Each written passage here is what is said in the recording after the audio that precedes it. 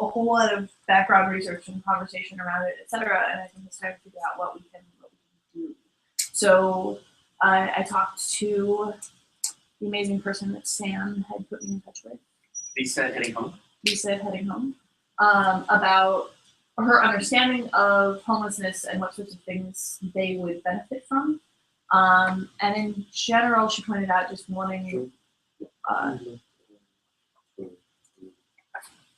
to know more about how things are interconnected, like having a sound data footing, but also having some influence over policymakers. So like if we understand what is needed, being able to influence policymakers so that both groups like Heading Home can make better choices and so that they are supported in doing that. And so I'd love it if we could kind of figure out what the basics of that might be, and also and also what we would need in order to be able to do those things. So is that asking other groups to gather data? Is that we need a certain amount of funding in order for NECSI staff to spend time on it? Are we going to spend some volunteer time on it because we care about it? That sort of thing. So basically, I'm hoping that we can take this time to build a rough project plan, honestly, knowing that these things will change over time. Does that sound like an okay plan for today? I think we need a little bit more background for the people. Okay, cool. Yes. So let's also do introductions and then background. Does that sound sure. Okay? Cool. So it's a new year. This is actually the first salon of the new year. So yeah. Use that as a starting point for what we're doing. Okay. Go ahead. It's not a new year for everybody. It's a new year for the salons. Oh, I see. First salon.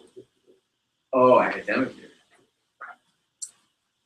So my name's Willow. I have the honor of spending some time here. I mostly look at disaster and humanitarian response, but I also care about complex systems in general, and so I like understanding them more. And I don't know what an icebreaker question is. Never mind. Veneer. Why don't you go around, let people introduce, and I'll do last, and then I'll do the background. Great. And yeah. What am I supposed to say? I'm here. how are you doing? How am I doing? All right. Good. Hi, I'm Vincent. I'm here at the I'm slightly off because I was just thinking about something I was working on, so I might try to do a mental shift. Sorry. Thank you for gear shifting for us. Hi, I'm Arno. I love complexity in all its forms, and I've been focusing on child homelessness for a while. I'm Paul. I work here at NECSI, and I've been coming to most of the salons on homelessness. And joined NECSI recently. I'm Joe, and I joined NECSI not as recently, and I got into our video. I'm Sam, and studying distributed infrastructure and thinking about homelessness solutions. I'm Rafi. I also joined NECSI recently. So I'm Veneer. I'm president of NECSI. I think what I would like to do is just spend a moment to either help people or remind people what these meetings are about. We started them a little bit over half a year ago with the intent of sort of talking through some of the subjects that we care about, but reaching out to the community, local community, and having people be able to join us. And there have been a number of meetings on ethnic violence, a few on homelessness, others on distributed organizations, and so on. One of the things that's happened is that different meetings have very different, sometimes very different participation, but there have been a number of people, and Arno among them, but there are several others that have been coming on a more regular basis, as well as Sam and Willow, of course, is organizing the programs. The topic of homelessness attracted a lot of interest. We had a couple of well-attended, active meetings with active discussion. And that provided some background for the thought that we might want to pursue this in some different way than some of the other subjects were pursued. Now, we didn't set up a big program for this particular meeting. And I think part of the idea is for us to think through, as Will said, the information, given the information that the other already gathered, what does it make sense for us really to do? And there are several activities that have happened since the last meetings, which were in July, August, right? Yeah. And one of them is going to happen tomorrow, so I want to tell you a little bit about that. But I do think that framing the discussion a little bit is going to be helpful. There are two very different strategies that we have for addressing complex problems. The first one is analytic. When we do research, we develop an understanding of the fundamental causes of a problem, and we use that analysis to figure out policy interventions that are going to have a big impact. And when we're talking about homelessness, there surely is an opportunity for doing that. There are economic, social, institutional, other things that are going on. The purpose of the analysis would be to figure out which one or combination of things is sort of a high leverage, has high leverage on the situation. Given the complexity of the circumstances that individuals find themselves that are homeless, one might think that there isn't one major thing that is causing things, but there might be, and that's the purpose of the analysis. It also might, such an analysis also might expose the nature of the way the existing institutions are dealing with it, which is something that we spoke about at one of the meetings. So there's really need for a mapping of the existing space of institutions, which is a piece of what an analysis would do, but it's not exactly the same as analysis of the situation of homelessness, it's analysis of the response.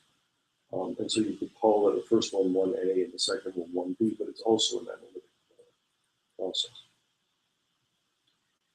The second approach is to recognize that complex problems often cannot be dealt with by centralized interventions altogether, because they're individually specific issues that have to be addressed.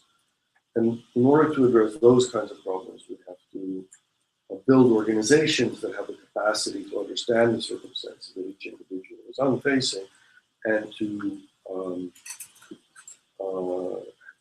be able to intervene in that context. Those are two, as I said, very different strategies. Almost surely we need both in order to be able to effectively address homelessness, but we need to understand that the path to each of those is quite different. In order to do the analysis, that's something that specifically requires funding and resources in order to be able to do it.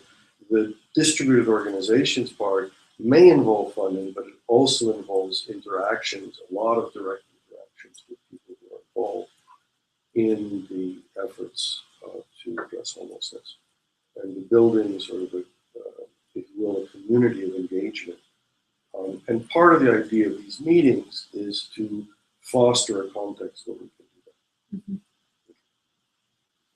that. Now, so I have something more specific to say, that sort of general background. Willa, do you want to add something to the general background? No. So the specific thing that I want to mention is that there's an organization that I've been familiar with for a number of years, and I have to remember the name of it. Common Ground, which is in New York.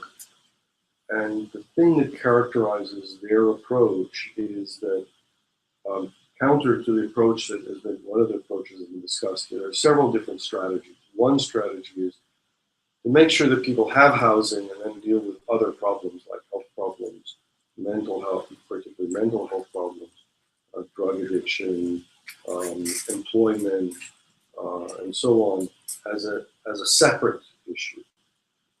The other approach is to say that in order to be able to address the problems, you have to deal with all of them at the same time, and to provide support services that address many of the different factors in this.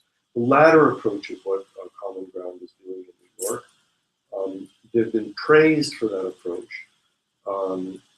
I have a meeting with them tomorrow morning in New York to find out more about what they're doing, and from my perspective, to explore whether there's opportunities for collaboration, either in the direction of doing analysis or in the direction of doing of working with them on understanding how to build the organizational capacity.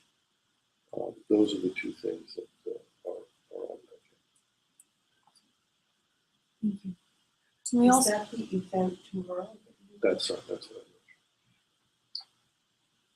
and we've also had some general overviews for folk who haven't been here for previous homelessness salons of what the different aspects of this are. And so things like there are different demographics to address. There are individuals who are homeless. There are families. There are youth. Are the usual three categories? Am I missing one? Or is that accurate? We've also talked about how most interventions and support are only there after you've far surpassed any of your own safety nets. And so there's no like catching people before they fall. It's only after someone has fallen that we're helping them back up. Are there any other top level summaries that are important before we dive in? People have been in previous meetings, please. So, yeah. I want to remember the man who has organized a meetup and feels that he has the capacity to collect data on homelessness. I don't remember Oh, his there was name. one of the people who was involved in. There were several people who came who are professionally involved in the homelessness area, and He's one also- of them expressed an interest in us doing analysis of data. And yes. And he has a meetup of some kind. Data for good or something like that. You got it. Okay. All right. And he would be a good person to remember just because of the number of contacts he has. I'm really. John Rosette. Yeah, so. Awesome. Thank you. I'll add that to the follow-up section. By the way, when I'm typing, it's not because I'm on Facebook, it's because I'm taking notes as we go. Right. So both on HackPad. Anyone else can get on HackPad. The timeliness of this with what's going on in Europe, I think should be brought into the conversation, even though this is location specific. It seems to me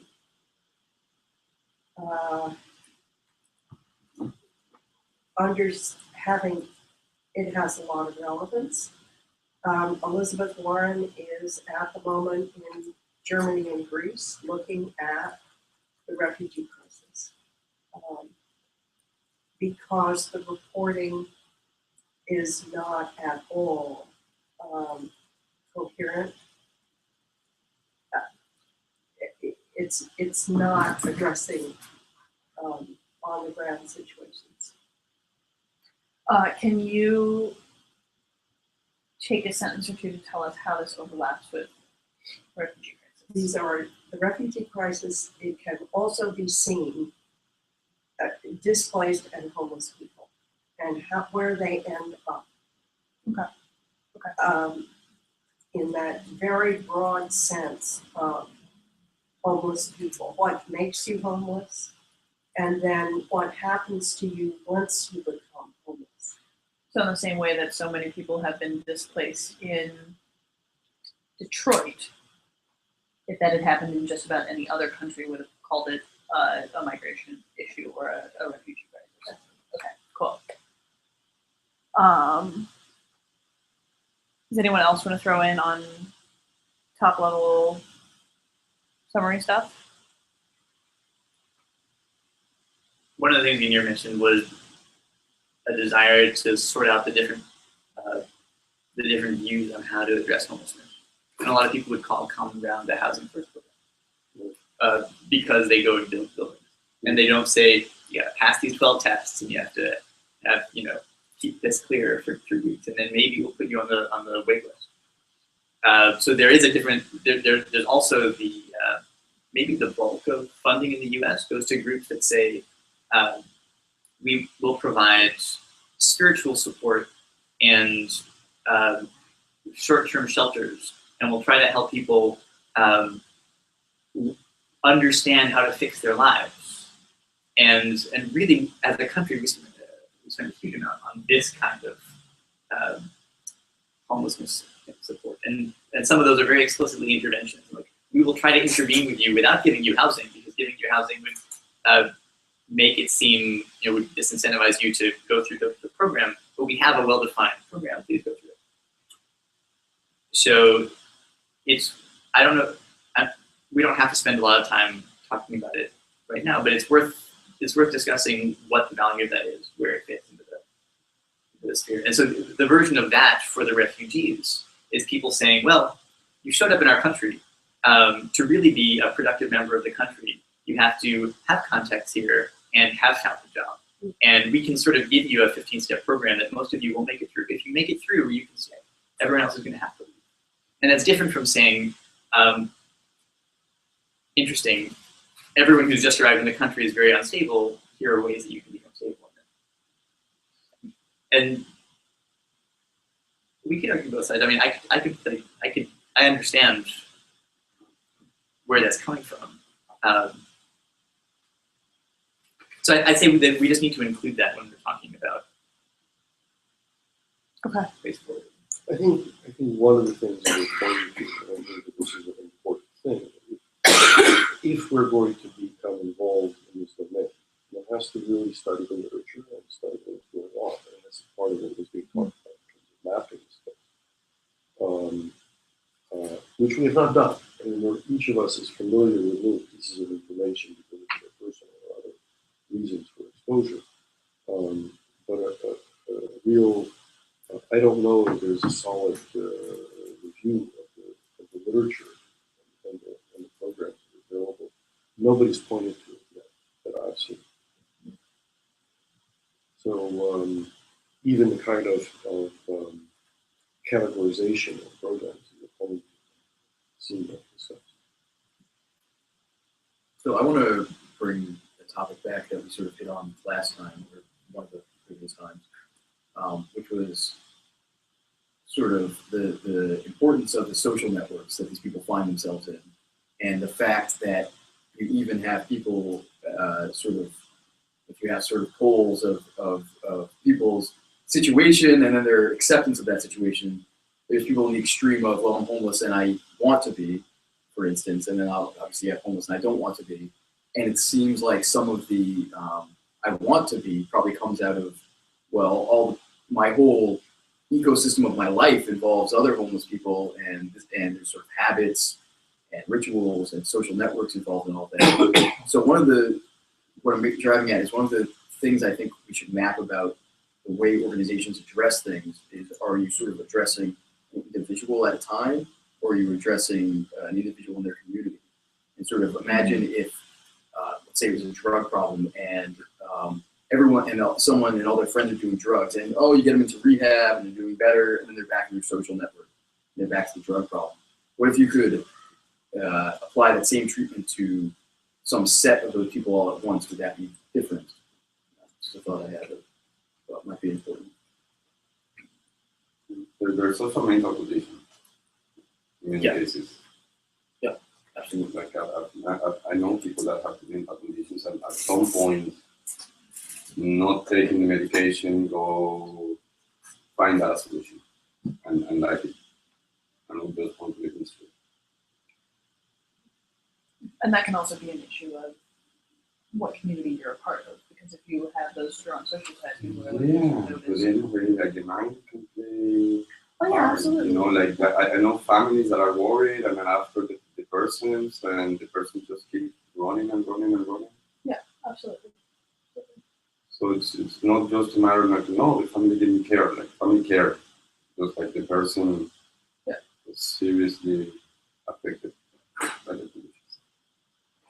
Another component is that I want to call out is, can we replace resources that are being dumped into one system ineffectively into a different one in order to alleviate homelessness? So things like instead of spending as much money as we do on the prison industrial complex, I don't know if I'm the other person in the room that would refer to it that way, but instead doing short-term interventions and helping place people in jobs sooner keeps people out of jail.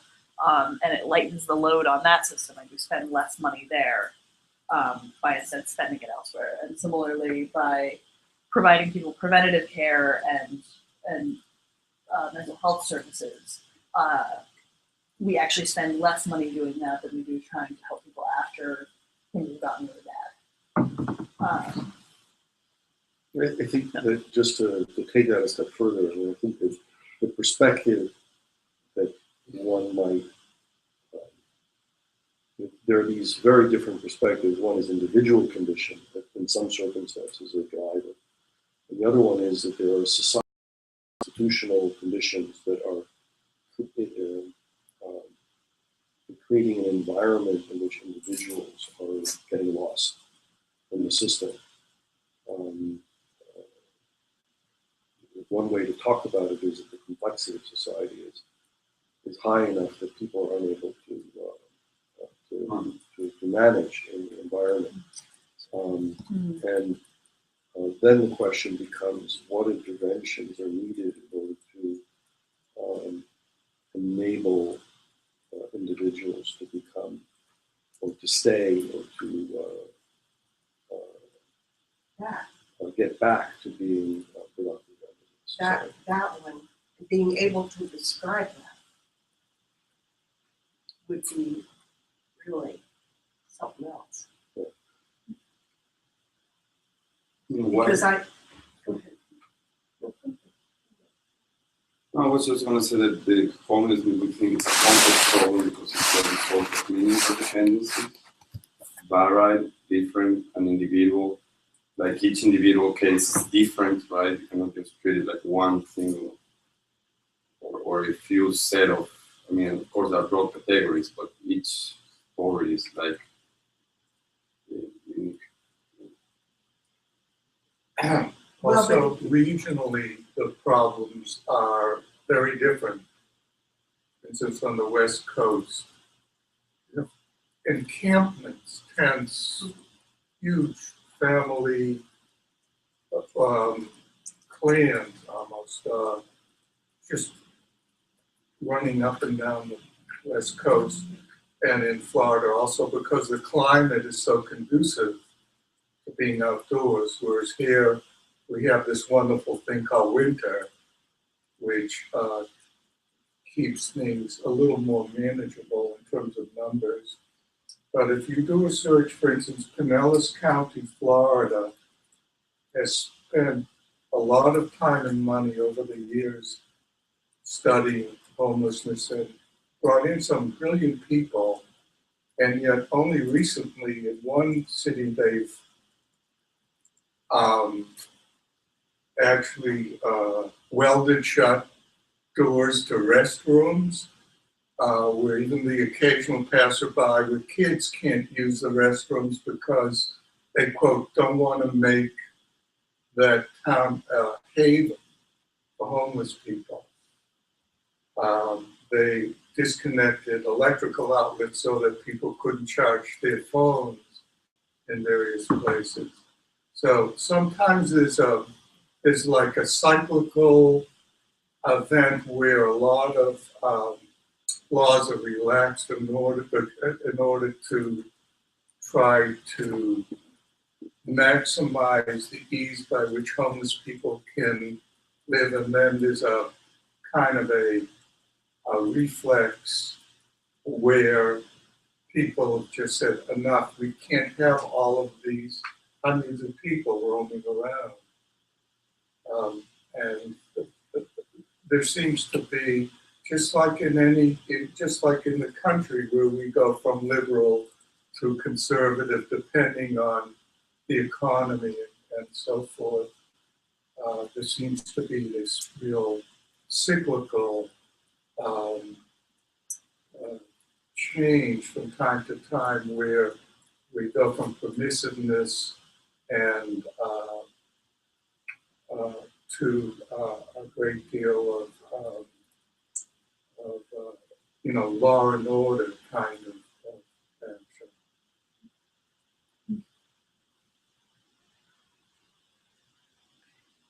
Any other thoughts on this?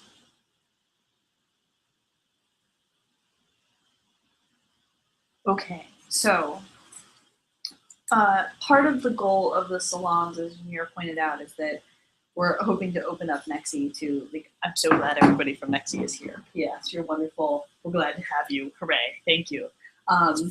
We want to open up for people who are also beyond NECSI to participate in these methods of thinking and hopefully to have an actual impact in the world. And so how can, I've thought a lot about this, usually with Munir and or with Sam, but I'd love to hear if people have had thoughts on ways that we can start distributing some of the responsibility outwards. Like, are there ways to do this that you would be comfortable with or excited about?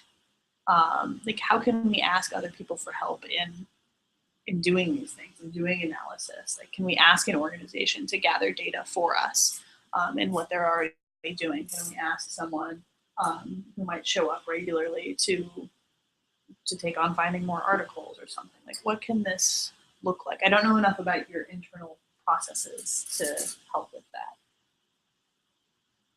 I might also be taking completely the wrong approach, so tell me if that's also the case. I've found people who are working with homelessness in all kinds of ways, very interested in what's going on here. But sometimes the time doesn't work for them to come, but there are people who work with homeless veterans, for instance, who do wonderful work. I talked to a woman who works with addicts in the city of Boston. Then they are very interested in what they're doing. And this one woman that I met, I really felt like I was looking at the face of a saint. I mean, some of these people are just putting out so much. How can we support them, though? So there are, in terms of the process, there are definitely some things that are difficult to have someone without technical knowledge to pursue. But the initial part of the process is a lot of it is about framing the question, which is what we've really been doing here. And then finding out whether there are people who are interested in pursuing it further, and or providing resources to pursue it further. So that's a part of the process that others can be about. So that people who are involved in homelessness, and there were several people who were here, that if they want to work with us to frame the question and what needs to be done, including things like peer literature reviews that are helpful in terms of figuring out how what we're doing fits with the existing efforts. Then we can use that as part of the ramp up to doing some intervention, doing research and then doing intervention.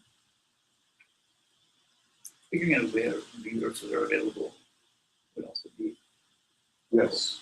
one of the things Lisa asked for. And it's a combination of having a model for what could effectively house or resolve the larger problem, and where there are comparable pools of effort. There are some very crude stats that people like to put out for that, having many times more unoccupied housing than there are homeless people. But no one's come up with a proposal for how you might channel that into a place, how you might take an unoccupied building that's not going to be occupied for 2 years and make that usable. There is a group in Detroit that's done that. I don't know that they're completely legal in how they're doing it.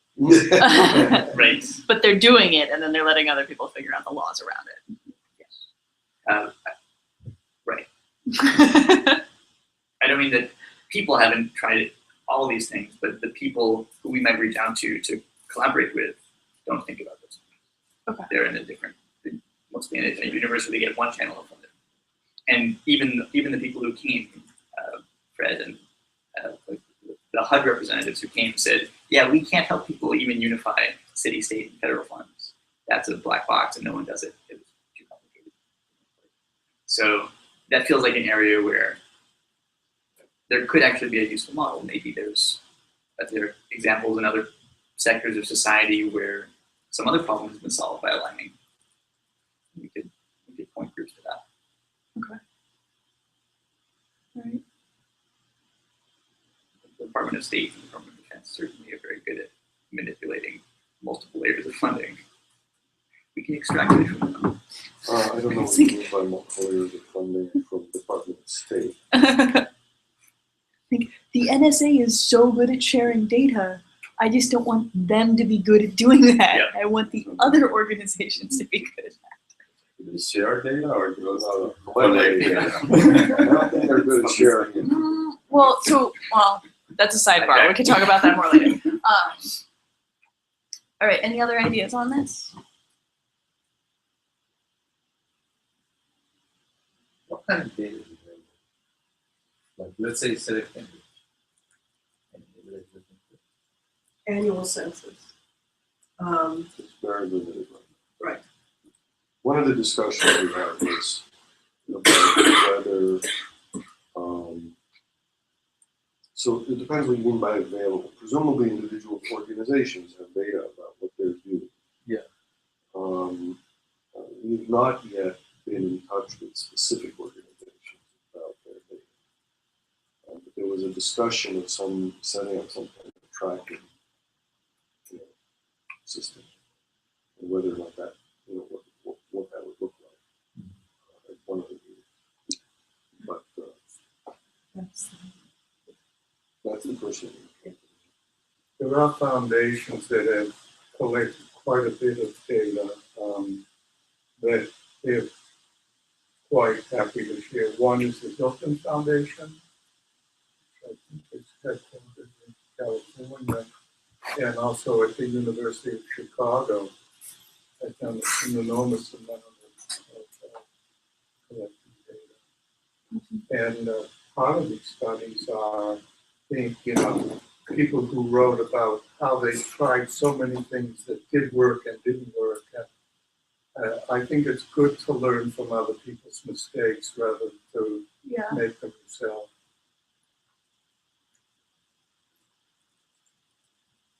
You get to know where there are service providers. The service providers know where all their upstream and downstream providers might be. If you're if you're providing shelter, you know who you can reach out to get pounds of food. You know who you can reach out to put people on a list for more permanent housing. So there are little databases of that kind of material. The census is very, it's very limited. You get a little bit of geographic breakdown about where people are homeless within the city, and there's data about where money goes. So there's data about which what have people claimed available resources to do. How much of the funding that was available to support homelessness went to food or lodging or medical care. That's sort of the level of training. And I mean, for example, On the Rise would have all of that. And I don't know if they'd share it or not, but they've put together that kind of relatively coherent program in a building, and it's a day shelter. So they're there on a daily basis, looking at the needs of homeless people, homeless women, to turn the corner. So their program would be useful to look at. Since they're not supplying shelter and they are supplying, they're attempting to supply complements. Cool. Okay, so can someone, so we started listing what we can offer. Sam, thank you for that. So analysis of sources and flows of support and funding, models for how to support all current homeless, ideas for scaling implementation and connection, middle ground to link academic, business, charity, government interest. Does anyone want to add to those things that we might end up offering? Say it again. Analysis of sources and flows of support and funding. This is what we might offer. Who's offering this? This is offer for people to be able to help us with. Is that what you're saying? I think it's more what we can say we can offer to other groups. Okay, go ahead. Analysis of sources and flows of support and funding. Models for how to support all current homeless. Ideas for scaling implementation. And connection between middle ground, connection as middle ground to link academic, business, charity, and government interest. And Say that one again? the middle ground to link academic, business, charity, and government interests. So most of these groups aren't necessarily talking to each other. Is that accurate? You're suggesting offering common ground ideas about scaling. Among those. I don't know if that's, so I don't know if that's sort of a general list of things that we as an institution can do. Is that what it's supposed to be? This is just a list of things people have suggested could be useful outcomes of this kind of discussion. Okay, so one thing was, so read it again because I'm not following. Why don't we I just, remember, for example, there was mapping of the space of care providers. That was one of the things we talked about. Mm-hmm. There was analysis of the data about homeless, to the extent that there is data about homeless. Maybe part of that could be setting up systems of collection of data. People who can inform us about what data is available. Yeah. Who can inform, Right. you might know something. Analysis of policy options.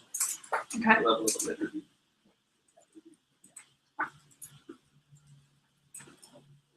It's a broad classification of types of homelessness. Correct.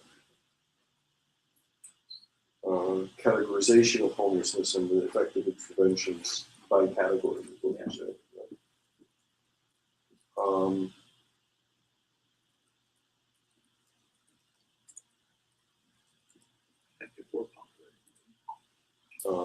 In relation to the policy options, analysis of the societal impact of different options on numbers and conditions of the homeless. Those economic impacts overall. Right, economic impacts on the society, homelessness, and the impacts of addressing the homeless problem. Okay. Yeah.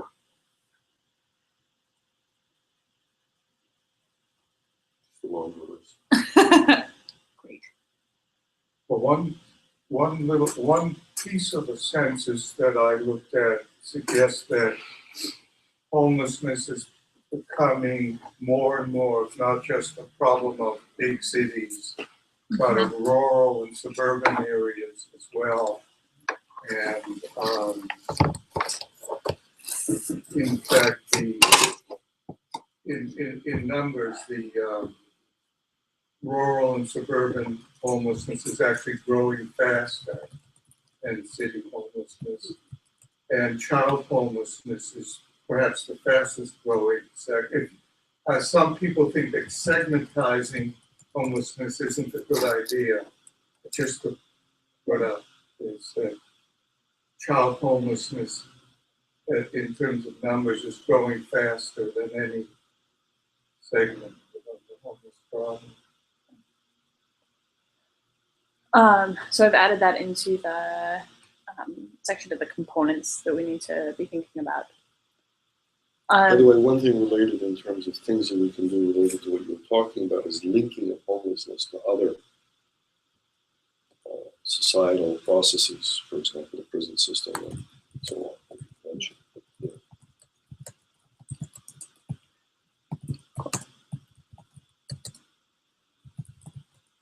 There's some debate whether or not being in prison is considered having a home, or it's also part of the overall homeless population. Yep. It's important to see like what's the that tipping point, right? Where's that moment where people decide to stay on the street? What leads the people to make that decision? Some of them don't have choice. I know, but it's a set of conditions. Yeah. One of those, no kind of choice. Yeah, but also, for example, back to your point, where do you draw the boundary across on homeless now? Because like you end the you put sections. So, for example, New York City has been sleeping in the office. He has a job, but he sleeps in the office. He doesn't have a car. But how defense to that? That's also another category. People who have some limited resources, they have some limited resources coming from the job that they have, but they don't have the sort of roof on top of their head for their own things. I think the categorization of where you draw the boundary of the homelessness somehow relates to demographic wealth of that area, of what is affordable, what is not affordable. Housing affordability, job salaries, and, Yeah, and so on, like, all those things. Balance between the two basically define one if you want this one up. Besides all the factors. Right? So I'd like to add another thing to our list of things, our list. That would be an analysis of potential side effects or unintended consequences. Now, you just mentioned something you were saying about there seems to be these cycles, and you could think about those cycles sort of coming out of unintended consequences. You make some access to something easier, and the population uses this, grows larger than the people who gave this as a resource, expected, wanted, or comfortable with whatever it is. So there's some kind of a backlash effect. So I think a lot of these well-intentioned interventions will have So side effects. I have a feedback to that, but Anne has also been wanting to say something. I wanted to go back to adaptations to homelessness. And because, and this is also the suburban homelessness issue, people got taken in. Families are extended and they take family members in. These people are still homeless, and economically not able to have shelter. And I lived in a car. I just adapted. And it worked.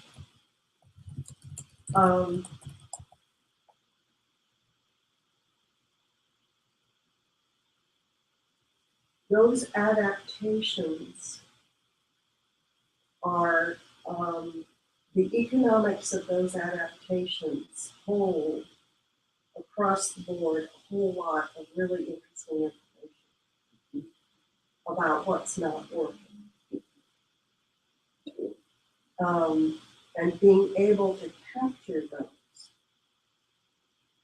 as categories, being taken in by your family, living in a car, living at the office, but being able to actually categorize those adaptations could be outliers, could be incredibly helpful in understanding why this is such a difficult problem. I think that's good. And there's the other kind of adaptation, which is like it seems that the welfare system has bred the opportunism of corporations to use support of the welfare to augment salaries that they're providing, and so they can provide lower salaries.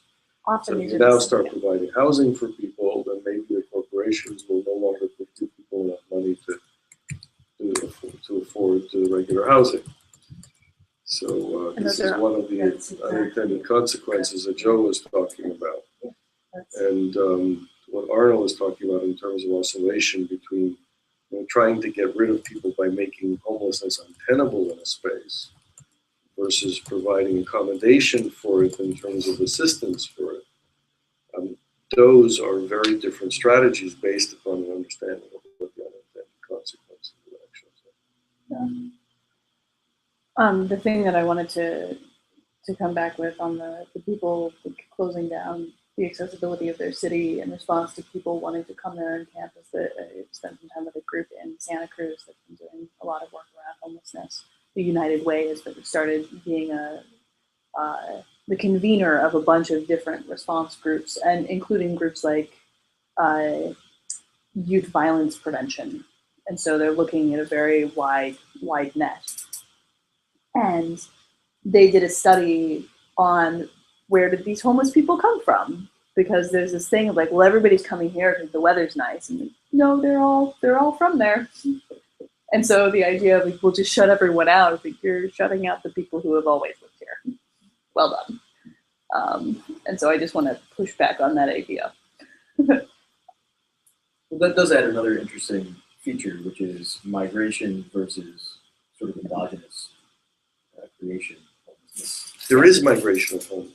It may not Yes. be in a particular place, but homeless do migrate. Yeah, actually, at the conference in Arizona, I was talking to a guy from Northern Arizona State University, and he was talking about how now the summers have seemed to be getting hotter, and so people homeless are migrating in huge numbers up north to Flagstaff. Now, part of the problem is when people talk about huge numbers, where's the data? Where's the information that enables us? Yeah, certainly anecdotal. Also, especially with these categories that we're saying that we have different categories of homelessness. And that probably, we're just guessing, like, well, we have this type of, which are the largest number, and where efforts should be addressed, and how efforts should be addressed. And I do want to encourage us to continue thinking about how this can be actionable to. So let me try to make something really actionable for a moment. And please talk first. I would love to know the transition from anecdotal to something you can actually do something about. When there is data, when observations merit attention and even informal quantification in order to be addressed. Yes. And that transition and who does it and how it gets done is a piece of the issue. So I have a very actionable question. I have this meeting tomorrow with Common Ground. Give me a list of questions and or statements that I should make for them. We'll go around and do that. That's very actionable. Tomorrow morning, I will be there. I just accidentally closed my browser window, so give me just a second. Other people talk and I'll find it, it's fine. There's a certain population that was thrown out into the street by the Reagan, with a name on it, budget cuts related to mental health.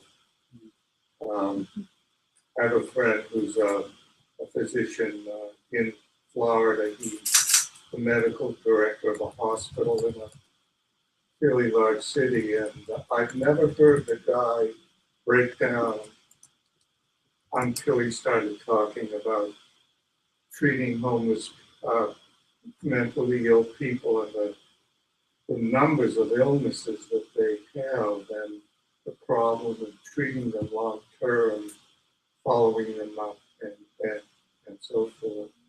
And there must be a certain population of people who are just not capable. You could give them any kind of home you want, but they're not geared mentally or physically to actually manage living in a home. So, what opportunities? So there are. This is something that I'm familiar with somewhat. There are collective homes that are set up for people with disabilities of various kinds. And I don't know how it's done everywhere, but there are apartments that are rented and there are people who are being placed in circumstance where there is some degree of support services that are provided. That's a good question for Tom Graham, but what do they think is the right solution for the next year? Okay. Yeah, what's this, along the same lines, like what problems are they encountering in their efforts? And if there was something that they would want studied or policy recommendations, investigated. So I have a similar spin on that same question, which is, what are the people who you have the most trouble helping? What are they like? Is there commonality? Well, with the Massachusetts, there's been a tremendous amount of talk by the governor and so on about the so-called opioid epidemic. And a lot of kids have burned their bridges with their own families because they've gotten caught up in the opioid problem. And it's a whole other level of intervention to deal with this. I mean, I think this is related to what you were saying earlier too about the prison system. Yeah. Is the way we often deal with that is by putting them in prison. It makes no sense for a non-violent. How many people are they being able to help? Do they hope to increase? How do they scale their operations? How do they define outreach?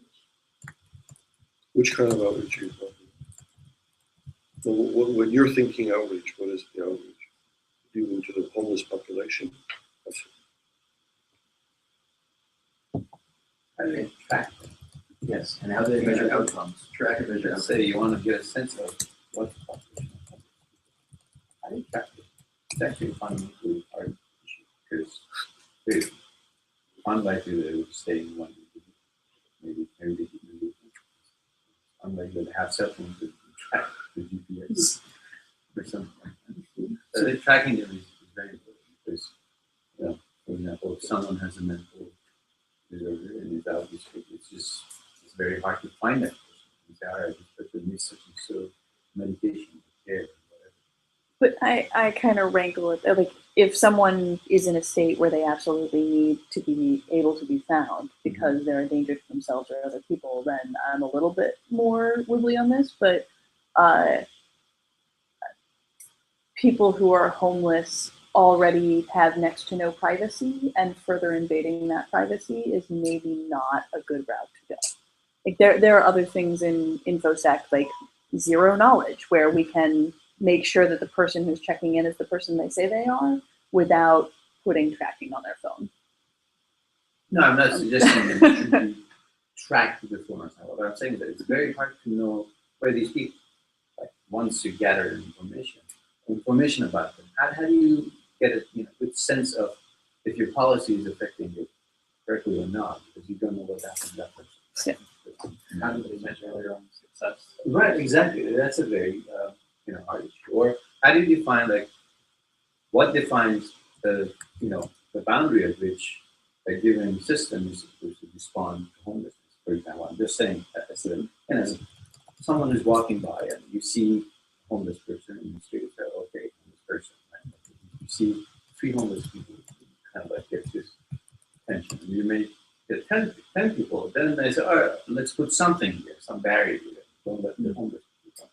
So somehow the ratio of like the number of homeless people, people who are in a given neighborhood, also defines how you respond to them, right? So things. That's what's going on in Europe.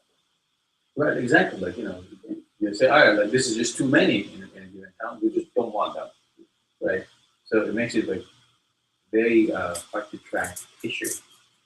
I would like you to ask them how each individual doing their job knows what to do next.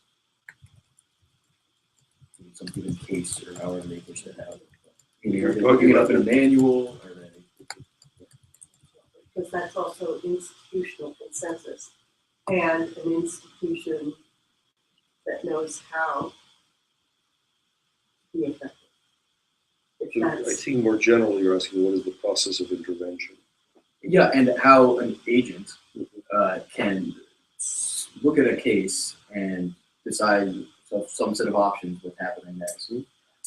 A related question would be, how do you decide to not help someone? Where do you send them if that's the case? And how do you accept people that organizations have sent to you? Sort of outflows. And inflows, yeah.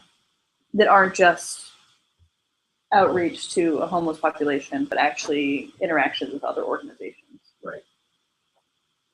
The schools now are required federally to do a census of the number of homeless kids in their school system. And as they're doing this, they're being shocked by the numbers. Some of the, I don't know, something like 83 homeless kids in the high school. And on the Cape, actually larger numbers. And how, but what people who work with these kids have found is that kids sometimes find the schools as a shelter from their home situation. That they're actually very highly motivated to stay in school. I don't know what individually what has happened, but when families break up for one reason or another, I don't know how many millions of jobs we've shipped to overseas in the last few years, but the numbers are in the millions of factory and blue collar jobs. And the difference between having a home and not having a home, this barrier is getting thinner and thinner. And so I think that that's going to play out interestingly in what sort of data we're able to get and what the data looks like, right? It might not be easy to categorize along a lot of different factors, or maybe there are so many different categories that it ends up being useless. And so I think that that's a thing to ask Common Ground is which has come out in all these other questions, like what can they actually act on? What data would they actually be able to do anything with? Because we can often think, oh, it would be really nice to know this or really nice to know that, but do we need to know if someone has a roof over their head or not, or do we need to know that wherever they're staying, if it's a car or if it's a tent or whatever else, like, is it safe there? Maybe that's the first thing that they need to know. Common ground, they build buildings and then they fill them. So it would be interesting to know how they prioritize where to acquire new real estate. Are they just in New York? Yes, I think so. Started there. And then, and how they, maybe a specific version of Will's question, how they organize their wait list. Whatever that looks like.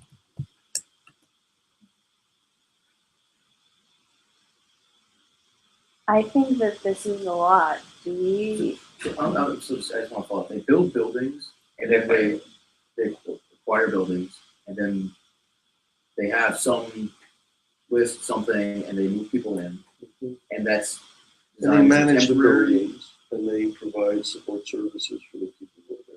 And the idea is people stay for some allotted amount of time. That's not clear. That might be a good question to ask them. They have some model for what it is that they provide individuals as services that enable them to be on their feet, whatever that means. So the intention is they get on their feet and they move on. I don't know. I don't know. So another question could be, where is their process documented, which is ripping off of what we've already brought up, but also how do they support others in implementing that same process? And how do they measure success? Yeah. They measure, say if an individual or as a large group saying I have 110 of them trying achievements. You don't know who it was. That's not.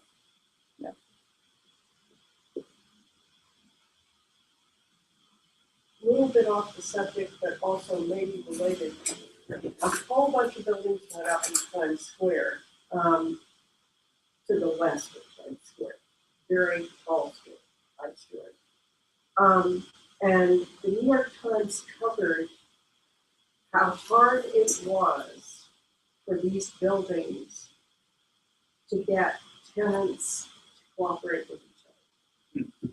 And put in a whole level of administration to help and support tenants that belong, getting along. And this was mixed income housing. Does common ground know about this? I mean, I'd have to do some research. It's a good 20 years old article. But Common Ground would know about interventions in housing that support people being able to get along. They also do mix socioeconomic to that. And the reason being that it isn't just fixing homelessness. It's even housed people are encountering housing issues that can be pretty severe. There are 3 big, if you want to call them projects, buildings up by Airwise. And I've known people who grew up in those buildings and they said that, they had to get, that There's they, projects right here, by the way. Ridge Yeah. Towers. they had Ridge House, they had to get, Straight behind us is a big project. what happens is kids in buildings form gangs, and maybe one floor of a building has a gang, but one building has a gang that fights kids in another building. And the formation of gangs in especially in cities is a whole other problem that I have not seen any real really successful effort to get to the bottom. And that's also my point when I was talking about the tipping point, like for crime and the voice, the community crime, and there's a point where they decide, okay, this is going to be my way, this is more beneficial, it's more beneficial for you, rather than continuing in the You know what I mean? It's a set of conditions that come together. And for one moment, they appear to say, things is available. Admiring the older gangs, the older gangs, the older people that are in other boys are in gangs, when they were growing up, lack of employment. There is a point where they decide to join, and I think that intervention should be to avoid getting to that point. So I have a different set of questions also to ask. I think the questions you've asked so far focus on their interventions about homelessness. But part of the question, and Sam, good you came back because I wanted to have your involvement in this discussion. Part of the questions that I think we should think about asking, that I'd like you to help me frame them, is the community of intervention and support for intervention. What does that look like?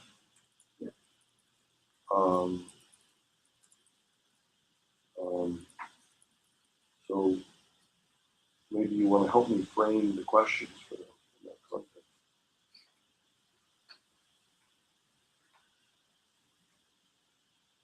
Well, you have people who just deal with problems of addiction. Well, this is, like the last talk in a downward spiral, I suppose, of a situation. But you'd be surprised, even in Harvard Square, you have people better dressed than me. They look like they just came out of giving a prep school seminar on the history of Latin, something or other. And these people are homeless, some of them. They're addicts. They have the ability to go into a restroom in the coop with a little backpack and take a sort of a midshipman's bath and come out of there looking like they just came out of a prep school seminar. And they're scoring heroin right there on the steps of the T in Harvard Square. Talk about people who do intervention. Sometimes I think the intervention has to happen very young, not when they've already reached the point of no return, but in the schools, in the elementary level of schools, and somehow get to these kids before the gangs and so on get to them. So it sounds like asking how Common Ground is interacting with youth drug prevention, youth violent prevention, basically just any other groups. Do they have things like this where they invite other people who are also in this space to share what their project plans are? Right? Yeah. Of course, their coordination. Is there any coordination? Yeah. What are the supporting organizations in their interaction with the city, their interaction with the federal government, interaction with the foundation, so on? Is the fact that is their ability to control their program based on they buy the building, they put the people in. They get to stay, the people get to stay, and Common Ground makes it work.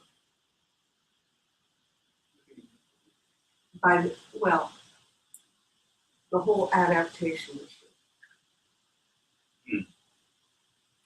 If you've been homeless, In other words, they pay the electrical bills, they pay or they make sure that their tenants pay their electric bill. So that the functioning part gets taken over by the tenant, or do they maintain control of that? In other words, what are their expectations of their clients? And a part,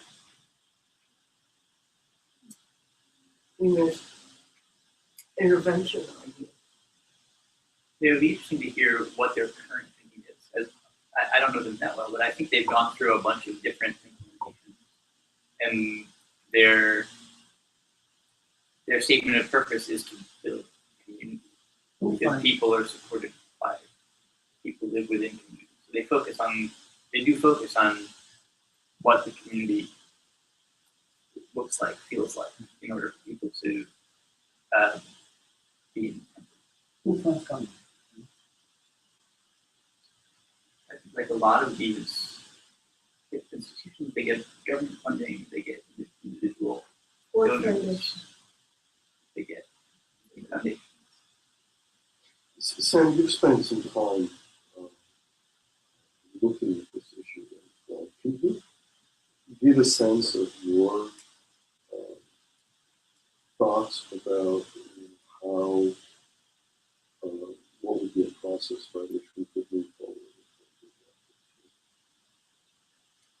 I think reaching out to some of these big multi-city groups like Common Ground and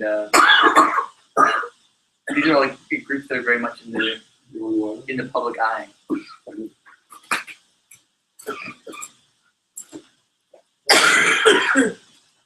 Sorry, I Okay. apologize. No, it's fine.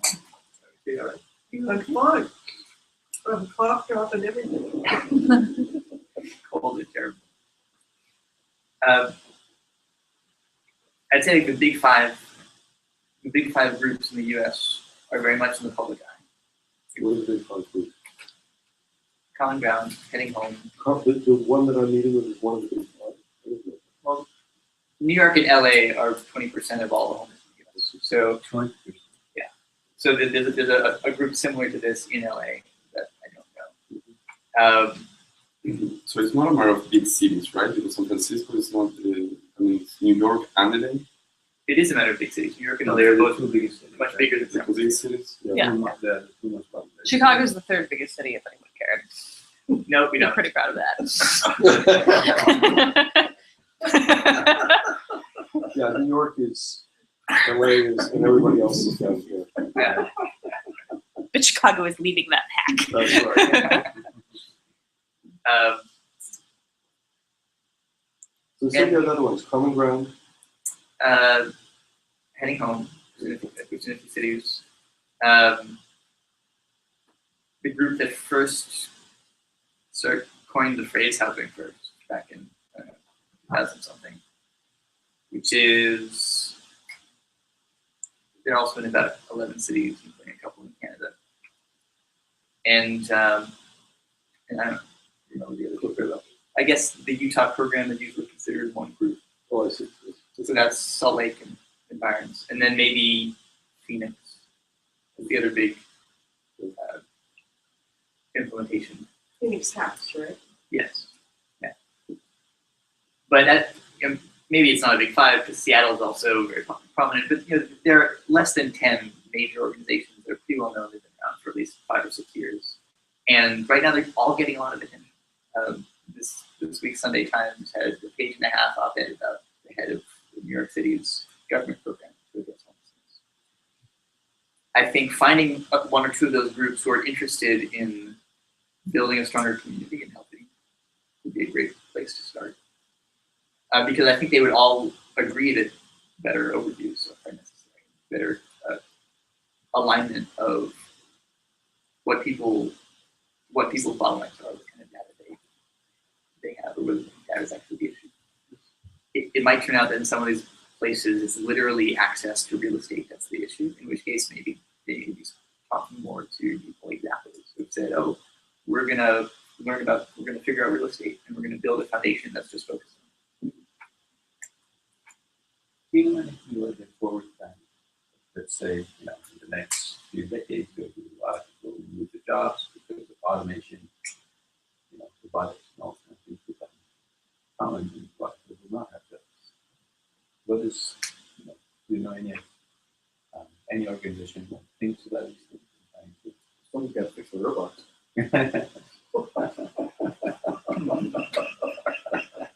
One of the things that I would love to see, I'd love this discussion, among other things, to help produce some possible futures. Because I don't know of any of these organizations that we're talking about that even have a position on what the future should be.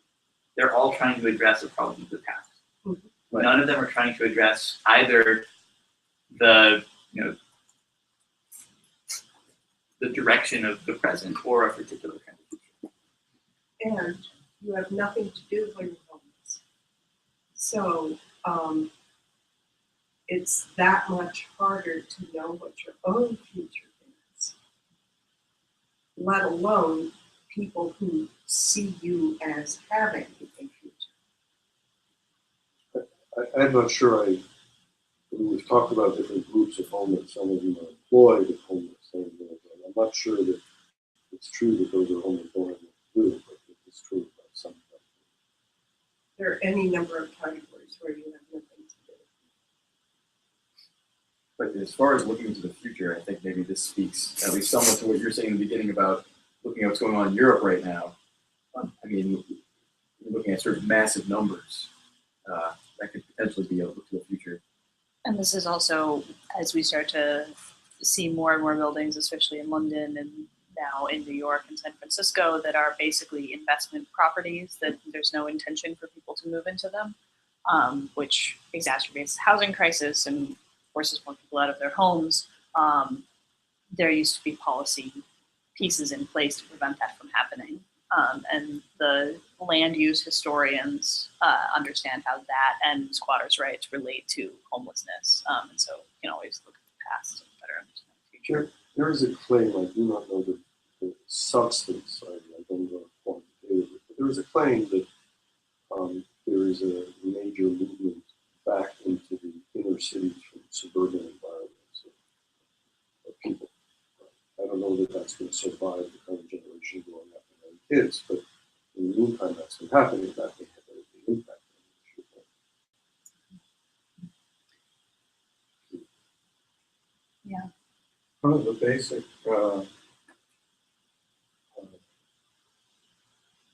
facts about,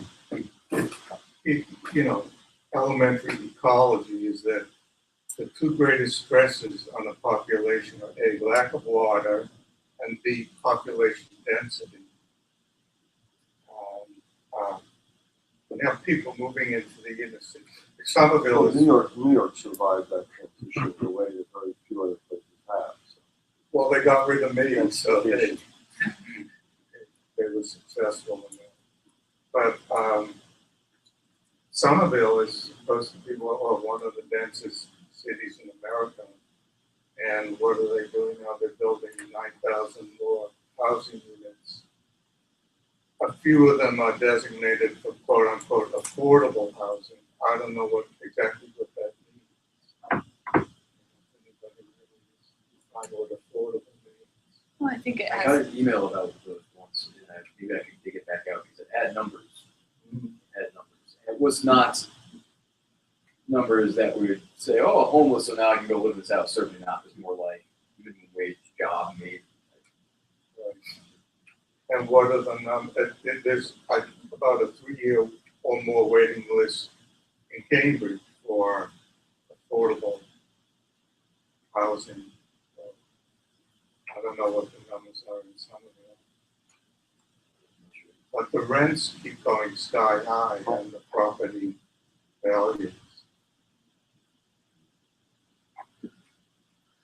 So I feel like we probably have enough to run on for a while. It seems like to me it's a matter of distilling the stuff that we've talked about into a document of sorts that we can take to Common Ground and Heading Home and a couple other groups, and you have a list of questions that you can select from. And Please send it to me, yes. Yep. The Knight Foundation. we should pitch them on this. Okay. Yeah. And so I feel like we. What about the Boston company? Okay. Are they doing stuff in the city? Yes. Presumably they would be. And they've got lots of data too. Lots. What about the one other thought in terms of what the community can also help with is figuring out how to set up some crowdfunding process. get it, like a lot can be done. Crowdfunding, direct mentorship. Find out what some of the bottlenecks are for the Big Brother, Big Sister program.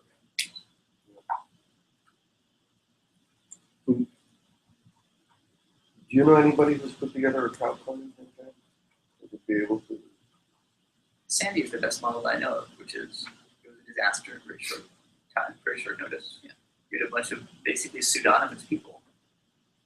Right, but that's a crisis situation where everyone's watching the news. This is also a crisis. It's just really slow and no one cares. Yes, but that's the point. Slow crises So I are think very, don't have people It's a to care. chronic. I think a lot of people care. So if you first help people visualize how many homeless there are in your neighborhood, like most people I know would support homeless people that they see every day. They just feel that giving them change doesn't necessarily support them. Exactly. If you But- set them up in a different But way. then here's the question, how do you explain to people, and who can you explain it to, that indeed the direct intervention may have unintended consequences, and the best way to solve the problem is to actually analyze it. And therefore, by doing the Yes. analysis, you end up really being able to solve the problem. That's a very high leverage effort, and that's what we would like to be able to do. So this is really the crux of a lot of the explanation that we have to give to people, which is how do we explain to people that doing the science, doing the analysis, doing the data analytics, whatever one wants to call it, is actually the critical step in actually making a really big impact. So that's communication. Don't spend more than half of the energy doing the analysis.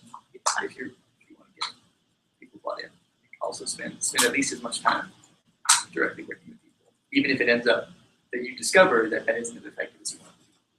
That helps people understand why. Sometimes people have to bruise themselves by throwing themselves against the wall before they are willing to invest in a ladder. Well, the problem is that we have to I know figure that's out true for when we get to the willingness to build. Yeah. That's exactly important. I think that food came, and I know that I'm hungry. Let's go eat. That's a great idea.